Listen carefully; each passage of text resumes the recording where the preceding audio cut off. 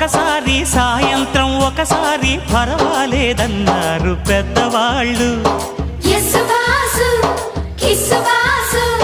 సావిట్లో ఒకసారి సందిట్లో ఒకసారి చలి కాగాలన్నారు చిన్నవాళ్ళు.